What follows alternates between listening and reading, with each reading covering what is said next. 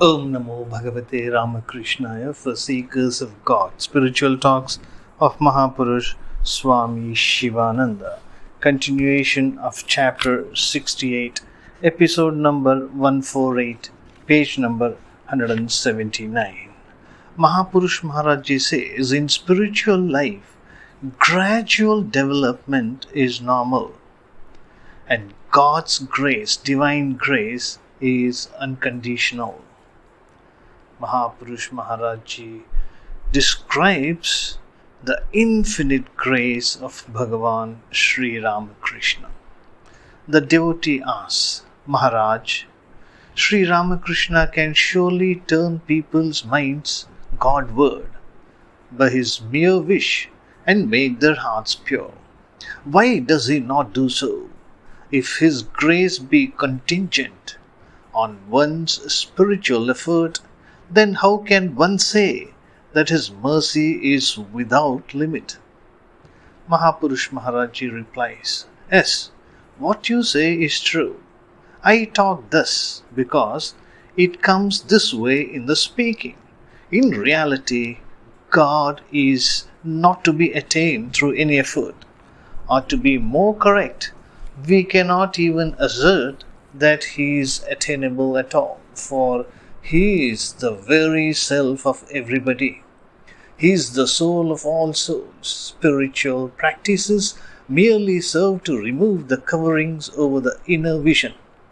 And when they are removed, the soul knows its own reality and becomes one with the inmost self.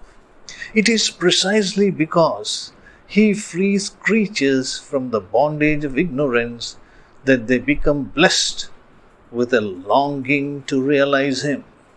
This is his grace. But it is true that everything occurs according to some rule and order. To expect otherwise would be like the vain effort of trying to make a man of a child all of a sudden. It is through the gradual development of the body and mind that the child reaches and transcends the stages of boyhood, youth, manhood, and decrepitude. Similarly, the divine experiences come to a man in an order and by stages. The development that comes naturally is the right one, and its effect alone is good. It goes without saying that God can, of his own mercy, liberate all souls in the twinkle of an eye, for he is all-powerful. As a matter of fact, however, he does not do so.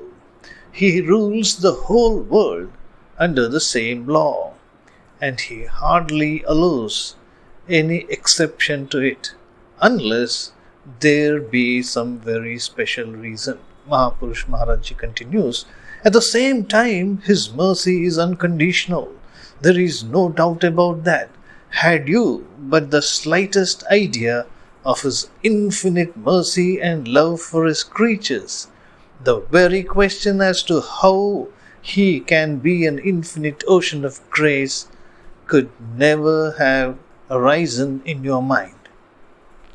That he incarnates himself out of compassion for his creatures is the greatest proof that his love is limitless. That shows that he is an infinite ocean of kindness. He is ever full, Purna. He has nothing to find or seek, and yet, out of mercy, he engages himself in the task of saving creatures. He has only one mood, and that is mercy, love. Can anybody ever explain how merciful he is? It is a thing to be realized.